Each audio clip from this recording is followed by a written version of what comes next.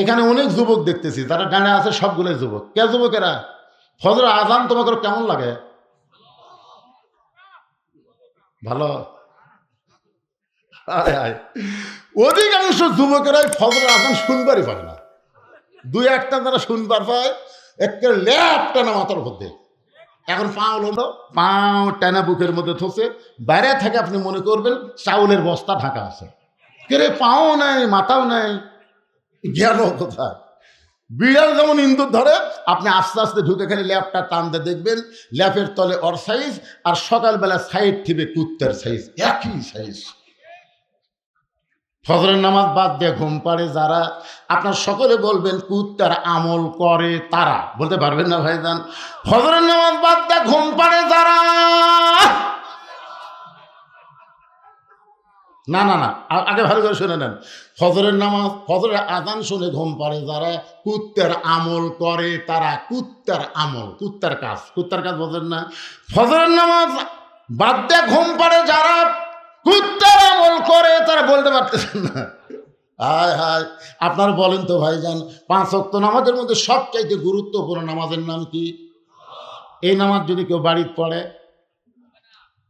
কেউ যদি বাড়িতে পড়ে এশার ফজর, এই 2 ওয়াক্ত নামাজ কেউ যদি বাড়িতে পড়ে, আল্লাহ নবী বলেন তার মধ্যে মুনাফিকি চলে আসবে।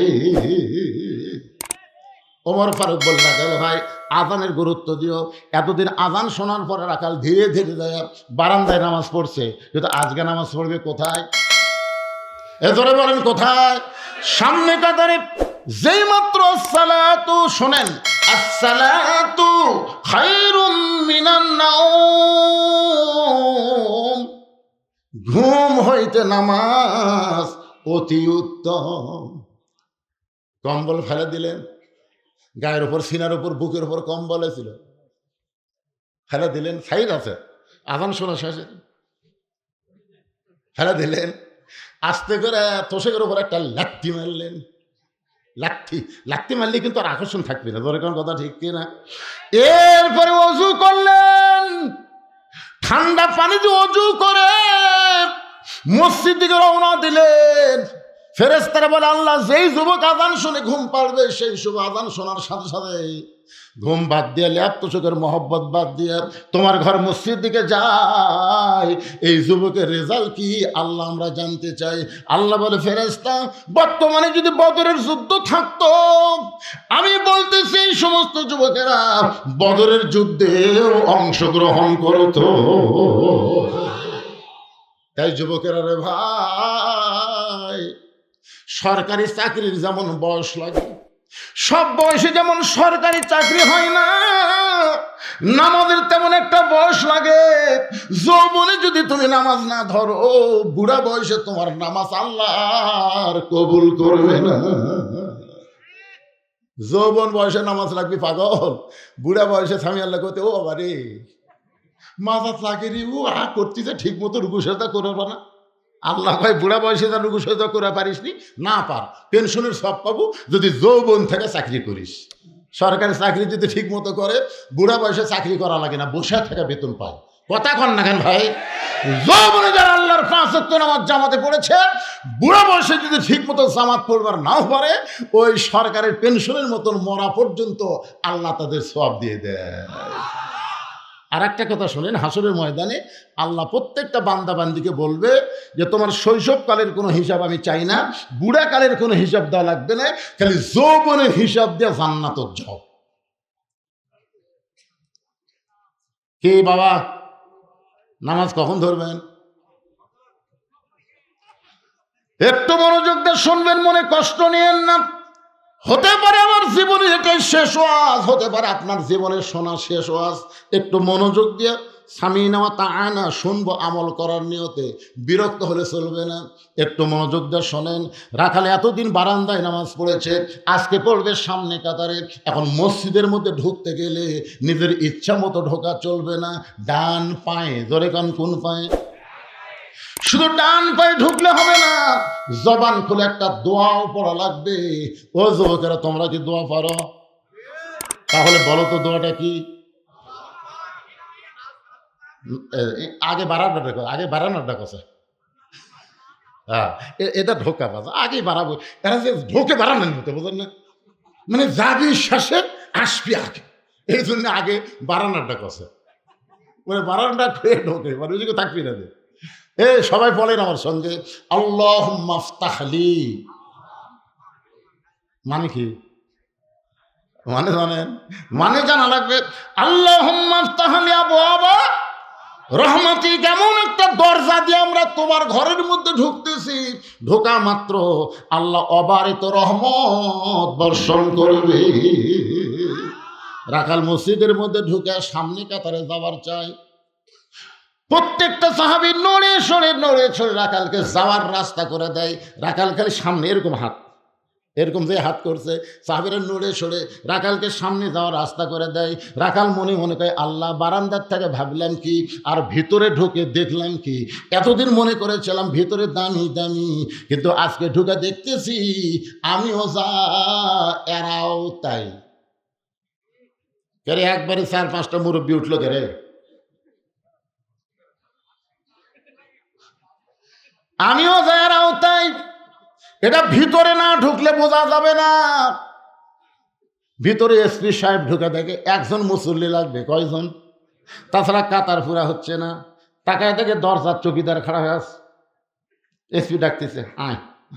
চৌকিদার বলে, না স্যার, আপনি এসপি, আমি চৌকিদার। এসপি কয়, পাগলা, ওটা বাইরের কথা, তুই চৌকিদার, আমি এসপি, ওটা হলো বাহিরের কথা, ভিতরের কথা হলো আয়। 3-4 বার ডাকছে। চৌকিদার এখন কি করবো, স্যার ডাকতেছে, যাই মসজিদের পিছনে খাড়া, পিছনে থাকিস কেন, তো ডাকতেছি, তার মানে কি আমার কাছে আয়। চৌকিদার কাছে আসে, আবার আধার থাকে, এই আধার থাকো থাকিস কেরে, আমার পায়ের গোড়ালির সঙ্গে গোড়ালি মিল কর। চৌকিদার কয়, স্যার আমার গোড়া ফাটা, আপনারটা তেল তেলা, যদি একত্র করবে যে ঘষণ লাগে তখন। এসপি বলে, পাগল, তুই আমার ভাই, আগা পাছা করে দাঁড়াইলে নামাজ কবুল হবে না, জামাত মাকরু হয়ে যায়। চৌকিদার দর দর করে পানি ফেলায়, মাবুদ, ভিতরে এত শান্তি, এইটা বাহির থেকে বোঝার উপায় নেই। ভিতরে আওয়ামী লীগ, বিএনপি, জাতীয় পার্টি, জামাত একসঙ্গে কাতারবদ্ধ হয়ে নামাজ পড়ে। আমি নিজের চোখে দেখেছি, ডান পাশে আওয়ামী লীগ, বাম পাশে বিএনপি, মাঝখানে জামাত। আওয়ামী লীগ ঠেলা মারতেছে, জামাত কয়, কি ঠেলা ভাই, সামনে যা, তুই ছাড়া আমাকে রে হুজুর নেই।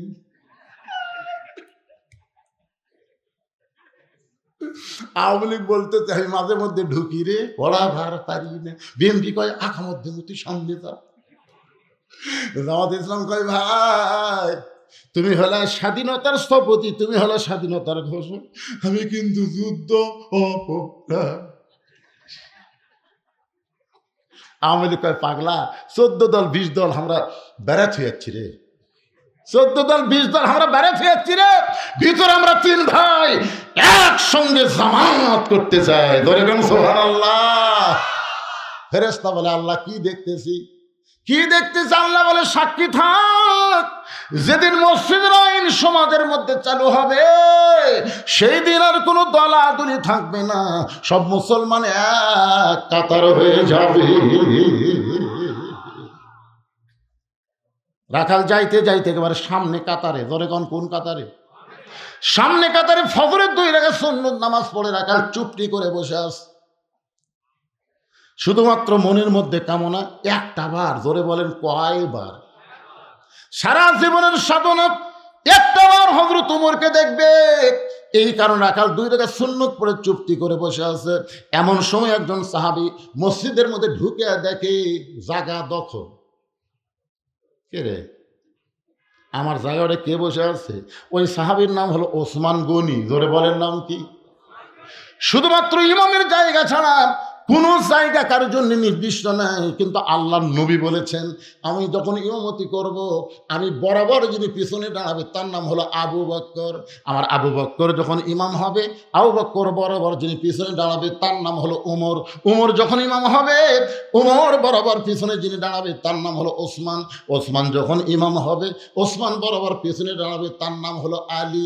আমার আলী যখন ইমাম হবে, আলী বরাবর পিছনে। নবী কারোর নাম বলেন না, সাহাবে বলে ইয়া রাসূলুল্লাহ আলী যখন ইমামতি করবে আলী বরাবর পিছনে কে দাঁড়াবে? রাসূল বললেন মা ইয়ান্তিকু আনিল হাওয়া ইন হুয়া ইল্লা ওয়াহয়ুন ইউহা। আমি নবী বলতে পারি না যতক্ষণ আল্লাহ না বলাই। এ আলী পর্যন্ত হলো খোলাফায়ে রাশিদিন। তাহলে হযরত ওমর যখন ইমামতি করবে, ওমর বরাবর পিছনে কে দাঁড়াবে? জোরে খান না কেন? তার সাথে জায়গা দখল। ওসমান গনির একটা ডিগ্রি হচ্ছে হায়াউন ওসমান। প্রত্যেক জুমার দিনে সানিদ করতে বলে না হায়াউন ওসমান। হায়া মানে কি? অত্যন্ত সরম, বেশি নরম। ওসমান গনি আয়েশা থেকে রাখালের পাশে ফাঁকা জায়গা, এই ফাঁকা জায়গার মধ্যে ওসমান গনি 2 রাকাত সুন্নত নামাজ পড়ে রাখালের দিকে মাত্র 3 বার তাকাছে। আমার দিকে তাকান কয়বার? কেন তাকাছে জানেন? মনের মধ্যে চিন্তা করে এক জীবনে কোনোদিন দেখলাম না, আমার জায়গার তো কেউ বসে না, বসে আছে তাহলে মনে বেড়ার লোক মনে হচ্ছে। হঠাৎ আজকে ঢুকিছে যায় নামাজ লিয়া ফ্যানের তলে। যেমন সারা বছর নামাজ নেয়, রমজান মাসে ফ্যান বরাবর ওই একেবারে যায় নামাজ লিয়ে বসে গেছে। কে রে শয়তান, তো সারা বছর দেখিনি, তুই একটা ফ্যান দখল করলো, তার মানে ও বাবা। এরকম কিছু মুসল্লি আছে না নাই? কথা কন না কেন ভাই, আছে না নাই? ওসমান গনি পরপর 3 বার তাকাইছে। প্রথম যখন ওসমান গনি রাখালের দিকে তাকায়, রাখাল দ্বিতীয়বার তাকাতে, তৃতীয়বার তাকাতে, মিয়া বারবার আমার দিকে কি দেখিস মিয়া? আপনার বলেন তো, মূর্খ লোকের দিকে যদি আপনি বারবার তাকান রাগ করবে না? সঙ্গে সঙ্গে ওসমান গনি দাঁড়িয়ে বলতে, ভাইজান তুমি আমার ভাই, তোমাকে বারবার দেখলে তো রাগ করা জায়েজ নাই। তুমি আমার ভাই, আমি তোমাকে বারবার দেখবো, অসুবিধা কোন জায়গায়? তোমার পরিচয় কি? বলে আমার পরিচয় হলাম একজন রাখাল। যেই বলছে রাখাল, ওসমান গনি মুচকি মুচকি হাসতেছে। কারণ রাখাল যারা হবে তাদের ভাষা নরম করলে হবে না, রাখালের ভাষা সবসময় গরম থাকা লাগবে। আপনি যদি গরু চড়াবার যান, ছাগল চড়াবার যান, আপনার গরু যদি কারো আবাদের দিকে যায়, আপনি যদি বলেন বাবা গরু, বাবা গরু ওদিকে যাস না, বাবা আবাদ আছে বাবা, এরকম বাবা বাবা করে গরু কথা শুনবে? এই গরু, এক ধাপ যদি সামনে যাস, গরু কিন্তু মানুষের চাইতে ভালো শোনে। আল্লাহ নবী বলেছেন প্রত্যেকটা অভিভাবককে আল্লাহ রাখালের দায়িত্ব দিয়ে দুনিয়াতে প্রেরণ করেছে। প্রত্যেকটা অভিভাবককে আল্লাহ রাখালের দায়িত্ব দিয়ে প্রেরণ করেছে। এখন হয়তো আপনারা বলবেন হুজুর আমার তো গরু ছাগল নাই, আমি কিসের রাখালি করব? আপনি চোখ বন্ধ করে দেখেন, আছে। চোখ বন্ধ করে দেখেন, আছে। 42 বছর একটা গাভী আছে, গাভীর বয়স হলো 42 বছর। ধরে কোন কয় বছর? 42 বছর একটা গাভী আছে। 22 বছরের টাঁড়িয়া গরু মানে ছেলে আছে, আর 16 বছরের একটা বকনা আছে। কি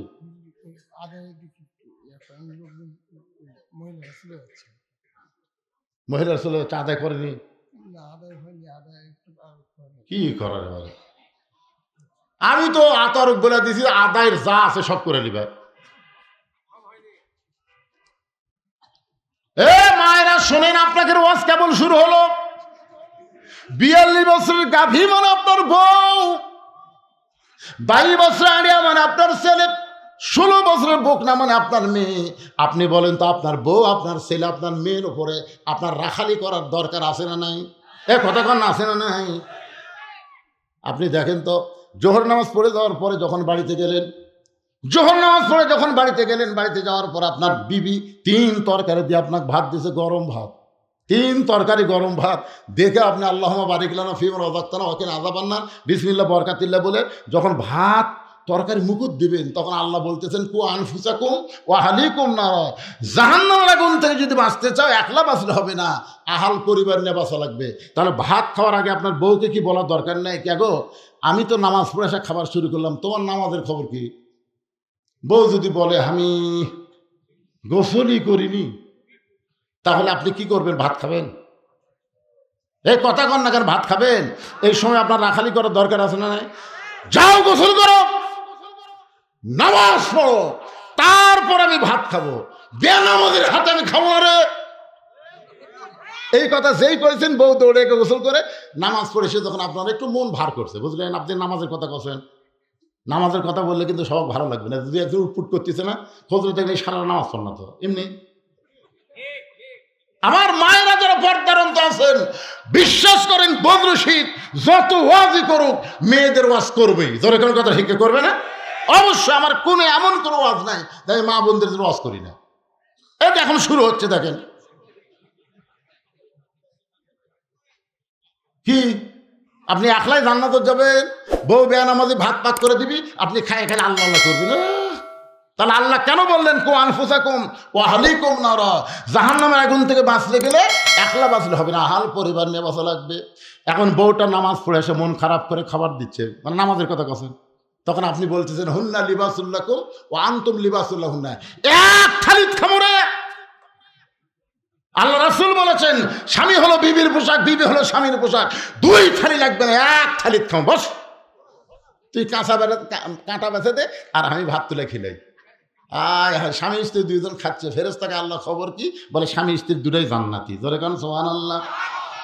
আপনি ফজরের নামাজ পড়েন, আপনার ছেলে পড়ে না। ও মায়েরা, যে আমি বলেছি 16 বছরের একটা মেয়ে আছে, আপনি বাবা হিসাবে ওই মেয়েটার দিকে আপনি খেয়াল করবেন। মেয়েটাকে আপনি পরিমণি বানাবেন না ফাতেমা বানাবেন? বাবা হিসাবে আপনার রাখালি করার দরকার আছে না নাই? আল্লাহ নবীর 9 বছরের মেয়ে ফাতেমা, 9 বছরের মেয়ে ফাতেমা হাতের মধ্যে চুরি দিয়া মুচকি মুচকি হাসতেছে।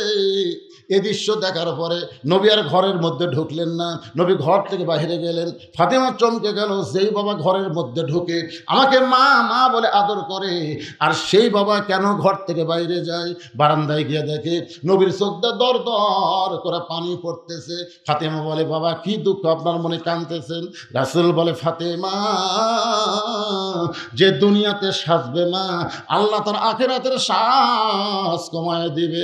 সঙ্গে সঙ্গে ফাতেমা হাতের দুইটা চুরি খুলে মাটির ফাইলে দেয়।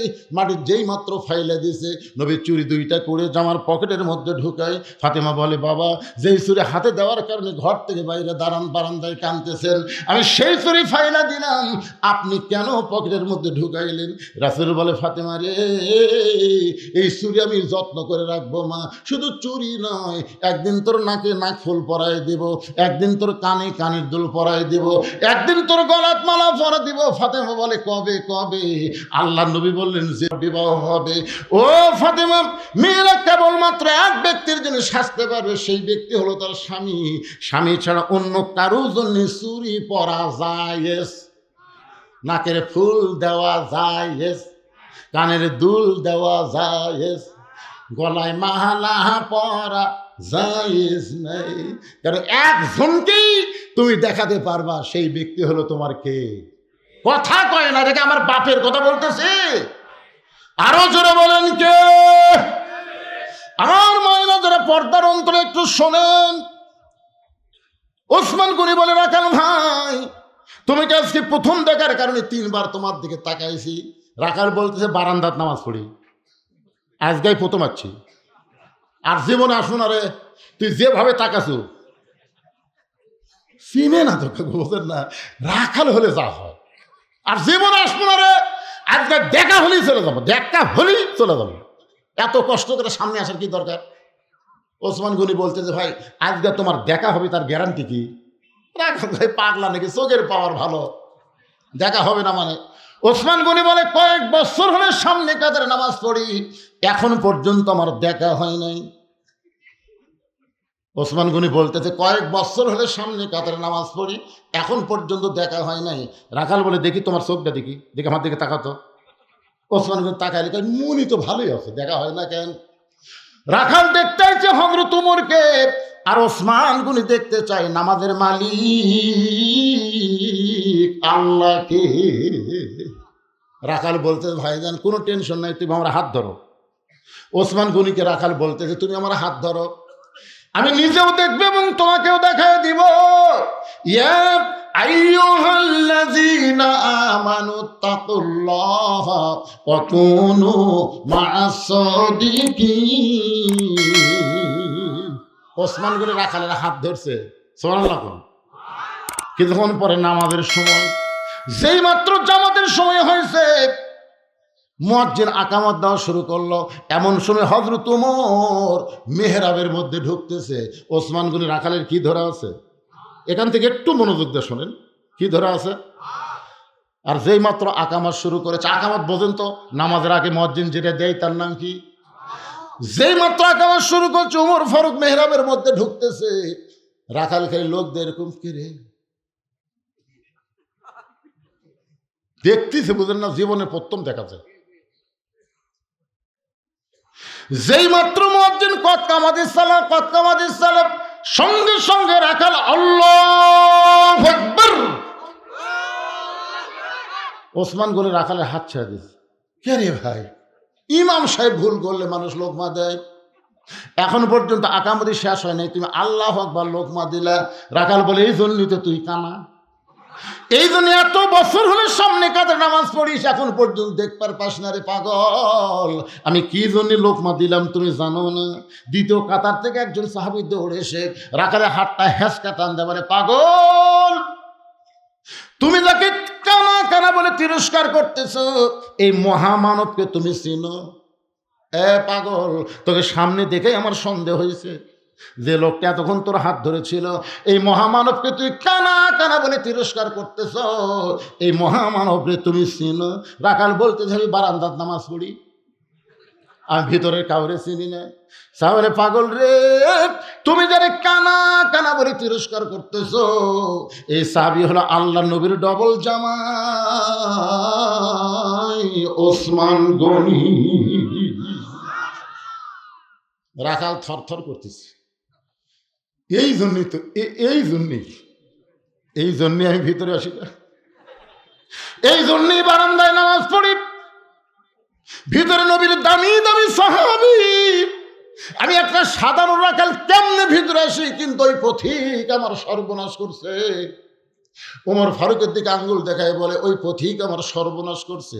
ওই পথিক আমারে কইছে, ওমরকে যদি দেখবার চাও তাহলে সামনে কাতারে দাঁড়াইলা, মেহরাবের মধ্যে যেই মানুষটাকে দেখবা ইমামতি করতেছে, ওই মানুষটি হলেন হযরত ওমর। আমার সারা জীবনের সাধনা একটা বার আমি হযরত ওমরকে দেখতে পাই। শুধু হযরত ওমরকে দেখার জন্য বারান্দা থেকে সামনে কাতারে, কিন্তু আসার পরের দিকে ওই পথিক মেহরাবের মধ্যে দাঁড়াইছে। আমি লোকমা দিয়া ওই পথিককে মেহরাব থেকে সরাই দিব, ওই জায়গায় হযরত ওমরকে আমি এক নজর দেখতে চাই। হাজার হাজার সাহাবীরা কাঁদতেছে। সমস্ত সাহাবী যখন কান্দে, রাখাল চিল্লায় বলে, আল্লাহ, ওই বারান্দায় নামাজ পড়া ভালো, ভিতরে কেন কান্দা কান্দি শুরু হয়ে গেল? ওসমান গনি বলে, রাখাল ভাই, ভিতরে কান্দার কারণ হলো তুমি যারে পথিক পথিক বলতেছো, তিনি হলেন হযরত ওমর। গাছের গোড়া কাটলে গাছটা যেমন ঠাস করে পড়ে যায়, রাখাল তেমনি মেহরাবের মধ্যে পড়ে গিয়ে কাটা মুরগির মতন ছটফট করে বলে, আমিরুল মুমিনিন, আমি আপনাকে তওবা পড়াইছি, আমি আপনাকে মুনাফিক কইছি, আমি আপনাকে ভণ্ড কইছি, এত কথা বলেছি গো আমি, অধম রাখালকে আপনি কিছুই বলেননি। হাজার হাজার সাহাবীরা বলে, কে রে পাগল, কারে তওবা পড়াইছে, কারে মুনাফিক কইছে, কারে ভণ্ড কইছে, এই পাগল কোন দিক দিয়ে ঢুকলো রে? যে ওমর সম্পর্কে নবী বলেছে, আমার পরে কেউ যদি নবী হতো, লাউকান ওমর, যে ওমর রাস্তাতে গেলে শয়তান কয়দিন যায় না, যেই ওমরের সামনে আল্লাহ কোরআনে 23টা আয়াত নাজিল করেছে, সুবহানাল্লাহ কন্যা কেন? আর এই বেটা কি বলতেছে, তওবা পড়াছে, মুনাফিক কছে, ভণ্ড কছে, কে রে? সবাই যখন চিল্লা উঠছে, সঙ্গে সঙ্গে ওমর ফারুক দেখলেন অবস্থা হলো ব্যাগতিক। বর্তমানে ছাত্র জনতা যে হারে খেপতেছে, এখন ইউনুস যদি কন্ট্রোল করবার না পারে, 32 কিন্তু 40 হয়ে গেছে, ধরে কোন কথা ঠিক কি না? এখন আবার 32-এর তলে আয়না ঘর খুঁজতেছে। কিন্তু কন্ট্রোল থাকা লাগবে। জোরে করে কথা কন না কেন ভাইজান? সবাই বলে কে রে? সবার ভিতরে যে গরম ভাব, তওবা পড়াছে, মুনাফিক কথা, ভণ্ড কথা, কাকে রে? এ কার সামনে কি কয়? এই ঘর কেবল বলবার সাথেই ওমর ফারুক জোড়হাত করলেন, আতিউল্লাহ ওয়া আতিউর রাসূল ওয়া উলিল আমরি মিনকুম। আল্লাহর আনুগত্য করো, নবীর অনুসরণ করো। আমি যদি তোমাদের আমির হই, আমাকে কি তোমরা মানো? সমস্ত সাহাবেরা মানে 100 বার মানে 1000 বার মানি। ওমর ফারুক বললেন, আমাকে তওবা পড়াছে, আমাকে মুনাফিক কইছে, আমাকে ভণ্ড কইছে, অবশ্যই এর বিচার আল্লাহর কোরআন দেয়া হবে। কি দেয়া হবে? এখন তোমরা বলো, এই বিচারটা কি নামাজের আগে দেখবে না নামাজের পরে দেখবে? আমি কিন্তু বিচার শোনাবো না। ওমর ফারুক বলতেছেন, আজকে আল্লাহর কোরআনের বিচার তোমাদেরকে দেখাবো। এই বিচারটা কি তোমরা ফজরের নামাজের আগে দেখবে না নামাজের পরে দেখবে? সাহাবেরা বলতেছে, হুজুর আকামত যখন হয়ে গেছে তখন আগে নামাজ, নামাজের আগে কোনো কাজ নেই। যেরকম কথা ঠিক কিনা? এখন ওমর ফারুক নামাজের পরে এই বিচারটা আপনাকে দেখাবে, আমিও আপনাকে দেখাবো। কারা কারা দেখবেন আল্লাহর কোরআন সামনে? 2 হাত তুলে একটু আল্লাহকে দেখান। যারা দেখবেন ভাইজান তারা খেলে হাত তোলেন। অন্য কেউ যান দেখবার চায় উঠে যান, চলে যান না, তাহলে কিন্তু বিপদ হয়ে যাবে। আপনি মুনাফিক সাথে সাথে হয়ে যাবেন। এখনো হাত নামানোর সুযোগ আছে, হাত নামান। এরা দেখবেন না, যারা হাত নামাচ্ছেন তার দেখ, হাত নামান, আলহামদুলিল্লাহ। আচ্ছা, কারা কারা দেখবেন না তারা হাত তোলেন তো। একজনও নাই, সবাই দেখবেন। এখন ফজরের 2 রাকাত ফরজ নামাজ পড়াতে ওমর ফারুক যেখানে ইমাম, সেখানে কমপক্ষে 5 মিনিট তো রাখবি। কি কোন 5 মিনিট লাগবে না? তো নামাজটা হয়ে যাক। আর এই সুযোগ এরা বলতে যে হুজুর এখনো আদায় বাকি আছে, শুধু যারা দিবেন তারা উঠবেন, যারা দিবেন তারা উঠবেন, যারা দিবেন না আপনি 5 মিনিট একটু ধৈর্য নিয়ে বসে থাকবেন। এটা নবীর এতিম ঘর মাদ্রাসার জন্য আদায় করা হচ্ছে। যেরকম ঠিক কিনা? আপনাদের এখানে আমি 100 জন আল্লাহর বান্দা দেখতে চাই, যাদের বাপ মা কবরে গেছে, বাপ মার কবরকে জান্নাত বানানোর জন্য এই নবীর মাদ্রাসা একটা কোরআন শরীফ বাবদ 500 টাকা দান করবেন। এই একটা কোরআন শরীফ বাবদ আপনি 500 টাকা দিবেন। 500 টাকা দিলেই একটা কোরআন দানের সওয়াব আল্লাহ আপনার আমল নামায় দিবে, আপনার বাপ মার কবরে আল্লাহ দিয়ে দিবে। কেউ যদি মনে করে হুজুর বাপ মা দুটাই মারা গেছে, আমি 1000 দেবো 2টা কোরআন শরীফ বাবদ। কেউ যদি বলে না হুজুর আমি 10টা কোরআন বাবদ 500 দিব, মানে 500 একটা কোরআন, 500 একটা কোরআন। এখন আপনাদের মধ্যে এমন কোন আল্লাহর বান্দা আছে আমি সবার কাছ থেকে দিলেও উনি 20টা কোরআন শরীফ বাবদ 10,000 টাকা নগদে দান করেছে? আল্লাহ তার দানকে কবুল করুন। সকলে বলি আল্লাহুম্মা আমিন। আব্দুল গফুর 10টা কোরআন শরীফ বাবদ 5,000 টাকা দান করেছে। আব্দুল গফুরের দানকে আল্লাহ আপনি কবুল করেন, আল্লাহুম্মা আমিন। শাহজাহান ইসলাম নগদে 5,000, বাকি 5,000, মোট 10,000 টাকা দান করেছে।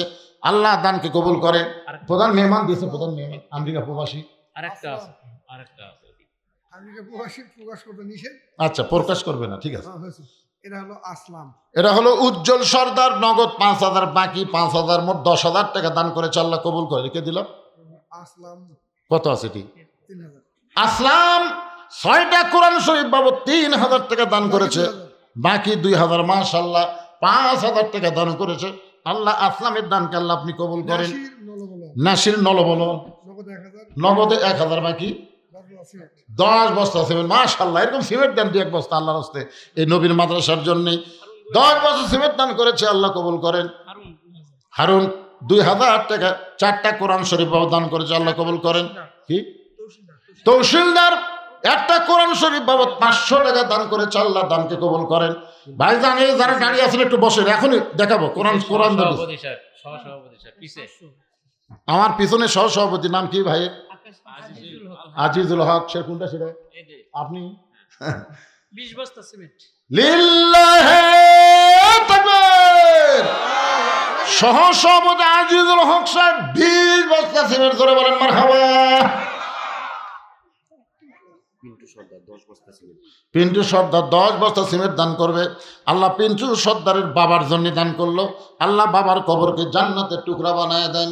বাপের জন্য দেন, মায়ের জন্য দেন। যদি পকেটে থাকে তাহলে একটা কোরআন শরীফ দেন, দেন ভাই দেন।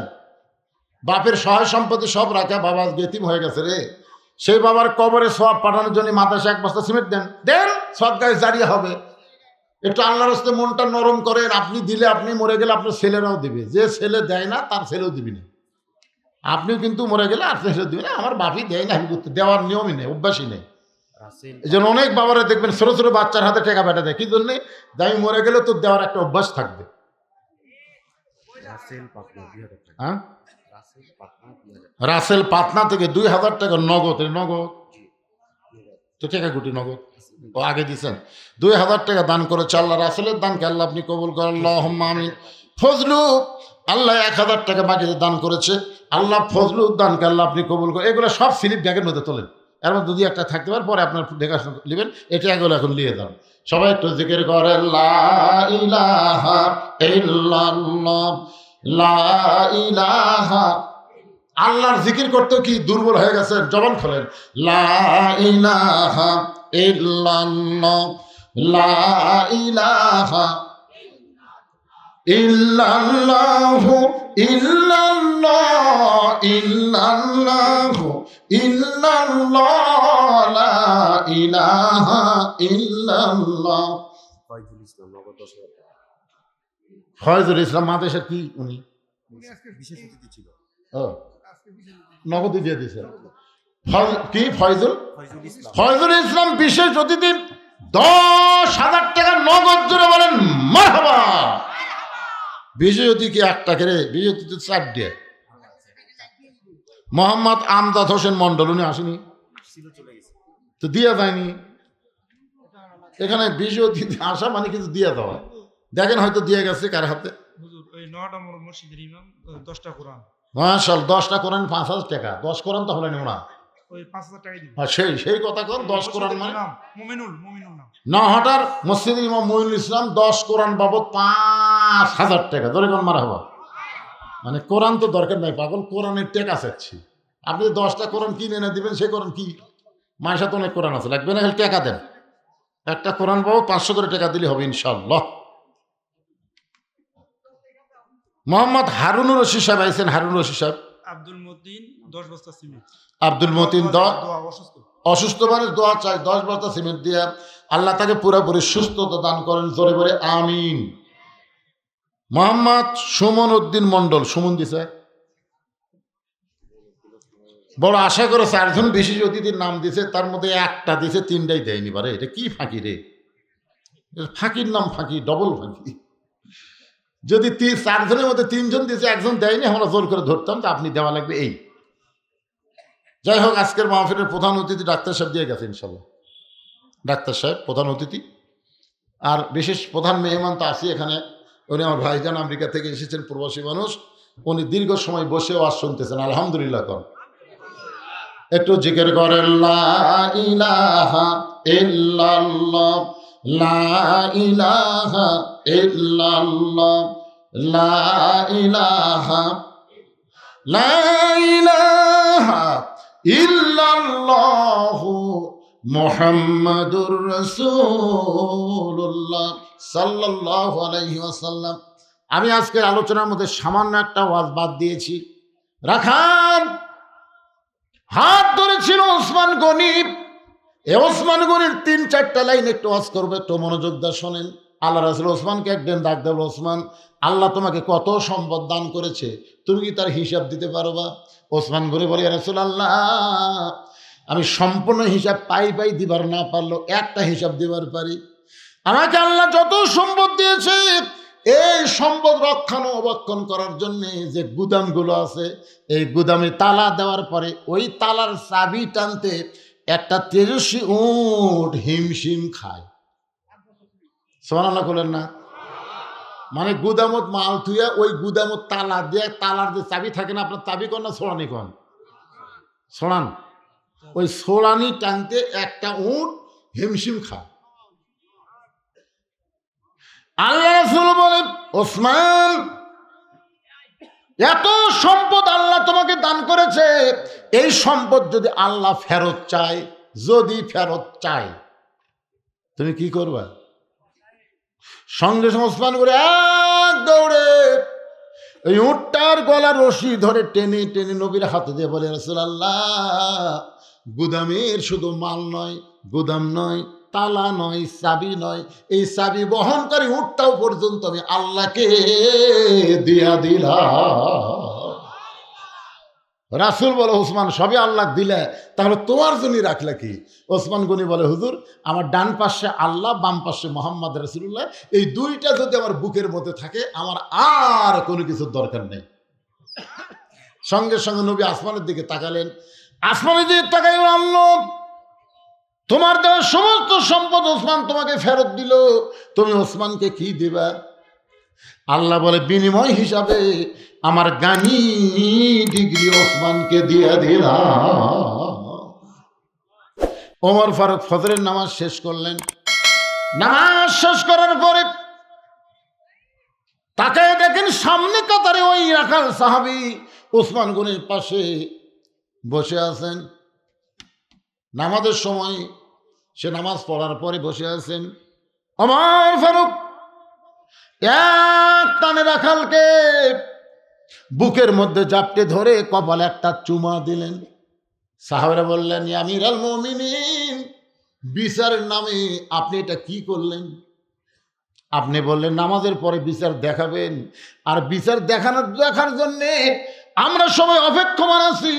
আর আপনি যে আপনাকে তওবা পড়াইছে, যে আপনাকে মুনাফিক করেছে, ভণ্ড করেছে, আপনি তাকে বুকের মধ্যে নিয়ে কপালে চুমা দিয়া এটা বিচারের নামে আমাদের কি দেখালে? আজকে বাংলাদেশে বিচারের নামে হাসিনা আমাকে কি দেখাছে রে? আয় আয়, জজ কোর্ট, হাইকোর্ট, সুপ্রিম কোর্ট সব হাসিনার দখলে চলে গেছে। তোর এখন কথা ঠিক কিনা? প্রত্যেকটা মানুষ খালি যায় আর কয়, তোর বিচার আল্লাহ করবি রে, তোর বিচার আল্লাহ করবি রে। এ কথা কয়নি ভাই, কয়নি? আয় হাই রে, এখন 5 তলা বিল্ডিং এর উপর 1.5 লাখ টাকার খাট, 12,000 টাকার কম্বল ওড়ে তামানে দিয়ে রাত 9টার সময় বলতেছে, আমার বাড়ি, আমার ঘর, আমার নামাই খে, এ বাড়ি আমার, এ বাড়ি আমার বাপের, এ দেশ আমার বাপের, এ দেশ আমার। আওয়ামী লীগ কোনোদিন পলায় না, ধরে কোন কথা ঠিক কিনা?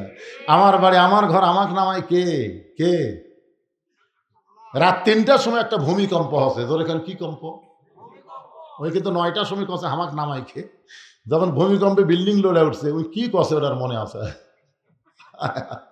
ওবায়দুল কাদের কি কয়, খেলা হবি, ধরে কোন কথা ঠিক? এরা কিছু মনে আছে কেন পাগলা? এত ফোর্সে নামছে যে কম্বলের মধ্যে লুঙ্গি খুলে আছে, ওটাও পরার সুযোগ পাইনি।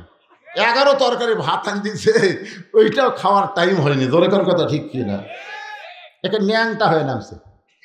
ফেরেশতাকে আল্লাহ নামাইলা নামাইলা, তাই বলে এইভাবে ন্যাংটা করে নামালে। আল্লাহ বলেন, তুইজ্জু মান তাশা ওয়া তুযিল্লু মান তাশা বিয়াদিকাল খায়র ইন্নাকা আলা কুল্লি শাইইন কাদির। হুজুর, আমরা ফজর নামাজ পড়ে বসে আছি বিচার দেখার জন্য, আপনি কি দেখালেন? এটা বিচার হলো? কি মনে করতেছেন বিচার হয়েছে? ওমর ফারুক বললেন, ইন্নাল্লাহা ইয়ামুরুকুম আন তুআদ্দুল আমানাতি ইলা আহলিহা ওয়া ইযা হাকামতুম বাইনান নাস আন তাহকুমু বিল আদল। সাহাবীরা রে, রাখালের এত কথা হজম করার পিছনে একটাই কারণ হলো, আমি রাখালকে দেখি নাই, রাখালের তাকওয়া, তাকুল্লাহ, আল্লাহর ভয় শুধু দেখার জন্যে আমি এত কথা হজম করেছি। এই রাখাল আল্লাহর কোরআন অনুযায়ী নিজের জীবনকে পরিচালন করার কারণে তার কলিজার মধ্যে এমন একটা বিশ্বাস, কেউ না দেখলে ও আল্লাহ দেখে। শুধু একটা জিনিস দেখার জন্যে আমি এত কথা হজম করেছি। রাখাল আসলে রাখাল নয়, এই রাখালটা হলো আমার আল্লাহর কোরআনের বাস্তব আমল। সুবহানাল্লাহ কর না কেন? এই কোরআন খালি ওয়াজ শোনার জন্য আল্লাহ দিছে, বাস্তব আমল করার দরকার আছে না নাই? এই জন্য আল্লাহ বললেন, ওয়ানুনাজ্জিলু মিনাল কুরআনি মা হুয়া শিফাউ ওয়া রাহমাতুল লিল মুমিনিন। সব সমস্যার সমাধান। হলো না কোরআনের পাকে একটা স্লোগান দিয়ে মোনাজাত করবো, এই জন্যে জোরে সোরে জবান খোলে সব সমস্যার সমাধান আল কোরআনের আলো। ঘরে ঘরে কোরআন চালান আর সংসদ মমতা পাঠিয়ে দেন। এই ঘরে ঘরে কোরআন শরীফ পড়েন, মাদ্রাসাত পড়েন, মসজিদ পড়েন, ঘরত পড়েন, আর সংসদ মমতা পাঠিয়ে দেন। ওই সিয়াসাতটা নিয়ে আলেমে করে সাইজ করবে। দরকার কথা রেখে না, এই জাগা মতো কোরআন শরীফ থোয়া লাগবে রে পাগলা। তে সেটা করতে কি হয়? জবান করে একটা কাশি দেন। আমি যেভাবে আল কোরআনের আলো, আপনার বলবেন সংসদে জালো আল কোরআনের আলো, কোরআন হাদিস যেখানে দুনিয়ার মুসলমান লিল্লাহে তাকবীর। মাদ্রাসা হবে না? কি কোন হবে না? অবশ্যই হবে। মাদ্রাসা মসজিদ চালু করছে, শুরু করছে, কাম হয়নি এরকম বাংলাদেশে এখনো দেখা যায়নি। ভাইজান ইনশাল্লাহ হবে। আপনার সবাই মাদ্রাসার দিকে মহব্বত করবেন, সন্তান সন্ততিকে মাদ্রাসায় দিবেন। আপনি কোরআন শিক্ষাটা আগে দিবেন, পবিত্র হওয়ার শিক্ষা। আপনার ছোট বাচ্চা পবিত্র শিক্ষা আগে গ্রহণ করে তারপরে বাংলা, ইংরেজি, অঙ্ক যা ইচ্ছা পড়ান, অসুবিধা কি? তালিমের কথা আছে না? আগে তালিম দাও। কেমনে পেশাব করা লাগবে, কেমনে উজু করা লাগবে, এগুলো না শিখলে নামাজই বা কেমনে পড়বে? কয় বছর থেকে নামাজ পড়া লাগবে? 10 বছর থেকে। আপনি মাদ্রাসাতে আপনার বাচ্চাকে দেন, আপনি কোনোদিনও বলা লাগবে নামাজ পড়, হুজুরাই সাথে করলে নামাজ পড়বি। জোরেখান কথা ঠিক কথা বলেন না? তাহলে আপনি কত দূর আগে থাকলেন এই মাদ্রাসা দিলে। আল্লাহ পাক সবাইকে মাদ্রাসায় তাদের সন্তান নাতিপুত্রে আমাকে তৌফিক দান করুক, সকলে বলে আমিন। আস্তাগফিরুল্লাহ রব্বি মিন কুল্লি জামবি ওয়া তুবু ইলাইহি, আস্তাগফিরুল্লাহ রব্বি মিন কুল্লি জামবি ওয়া তুবু ইলাইহি, লা হাওলা ওয়ালা কুওয়াতা ইল্লা বিল্লাহিল আলিয়্যিল আযীম। সকলে হাত তুলে আল্লাহুম্মা আমিন। আল্লাহুম্মা আনতাস সালাম ওয়া মিনকাস সালাম, তাবারাকতা ইয়া যাল জালালি ওয়াল ইকরাম। আয় আল্লাহ তাআলা, মাগরিবের নামাজের পর থেকে রাত 12:30 বাজতেছে, এই দীর্ঘ সময় পর্যন্ত তোমার পাগল বান্দা বান্দিরা আরামের বাড়ি ঘুমকে বাদ দিয়া কোরআন হাদিসের মহব্বত করে যার মধ্যে নিয়ে এই জান্নাতের বাগানে বসে বসে কোরআন হাদিস আলোচনা শেষে আমি গুনাহগারের সঙ্গে রহমতের দরজায় ফকির হয়ে দোকানা হাত তুলেছে। মেহেরবানি করে আজকের মাহফিল আমাদের সকলের হিদায়াতের জন্য, নাজাতের জন্য, জান্নাতের জন্য কবুল করো। এই মাহফিলের শুরু থেকে শেষ পর্যন্ত যত আলোচনা হয়েছে আল্লাহ, এর মধ্যে যদি ত্রুটি হয়, ভুল হয়, মাফ করে দিও। এর যা হাদিয়া মঞ্জুর করো। সোনার মদিনায় নবী পাকের রওজা মুবারকে আল্লাহ কবুল করো। তামাম আম্বিয়াই কেরাম, সাহাবী কেরাম, তাবিঈন কেরাম, তাবা তাবিঈন কেরাম, তামাম পৃথিবীর মাটির নিচে যত মুমিন মুমিনা আছে আল্লাহ, সকলের আরওয়াহ পরে হাদিয়া কবুল করো। মাবুদ, আমরা যারা হাত তুলেছি, আমাদের জনম দুঃখনী মা বাবা অন্ধকার কবরে চলে গেছে, মা বাবার কবরকে জান্নাতের টুকরা কবুল করো। আমাদের দাদা দাদি, নানা নানি, আত্মীয় স্বজন, শ্বশুর শাশুড়ি যাদের কবরে গেছে আল্লাহ, কবরবাসীদের মাফ করে দাও। মাবুদ, এই মাদ্রাসাকে কিয়ামত পর্যন্ত কবুল করো। এই মাদ্রাসার মহব্বতে নগদে বাকিতে যারা দান করেছে আল্লাহ, সকলের দানগুলোকে জান্নাতের বিনিময় কবুল করো। কোরআন শরীফ বাবদ যারা দান করেছে আল্লাহ, তাদের দানকে জান্নাতের বিনিময় কবুল করো। আমার পর্দার অন্তরালের মা বোনেরা বেদা সালিয়া পর্দানিশী কবুল করে মা ফাতেমার চরিত্র দান করে দাও। আমাদের মধ্যে আমরা যারা অসুস্থ আছি আল্লাহ, সুস্থতার নিয়ামত দান করো। আজকের মাহফিলের সম্মানিত সভাপতিকে আল্লাহ তুমি কবুল করো। সম্মানিত সহসভাপতি 2 জনকে আল্লাহ তুমি কবুল করো। আজকের মাহফিলের প্রধান অতিথি ডাক্তার সাহেবকে আল্লাহ তুমি কবুল করো। আজকের মাহফিলের প্রধান মেহমান আমেরিকা প্রবাসী ভাইজান আমার আমাদের সঙ্গে হাত তুলে আমিন আমিন করে, আল্লাহ যেখানেই থাক তাকে তুমি ভালো রেখো। কোরআনের খাদেম হিসাবে আমার ভাইকে আল্লাহ তুমি কবুল করো। আজকে আমি শুনলাম কলজা ভরে গেল, তার একটা সন্তান কোরআনের হাফেজ। আল্লাহ হক্কানি হাফেজ আলেম হিসাবে কবুল করো, তার সন্তানকে কোরআনের খাদেম কোরআনের সৈনিক হিসাবে কবুল করো।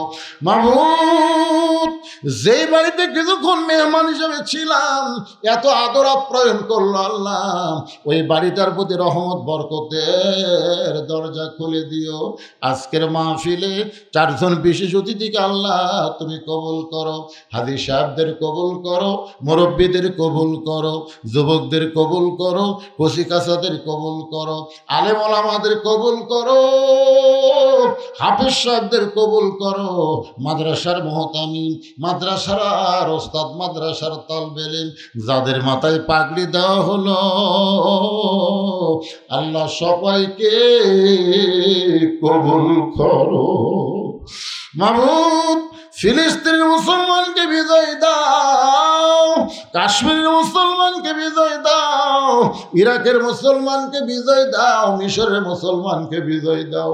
আল্লাহ গো আমাদের বাংলার মুসলমানকে কোরআনের বিজয়ে আল্লাহ সৈনিক হিসেবে সবাইকে তুমি কবুল করে নাও।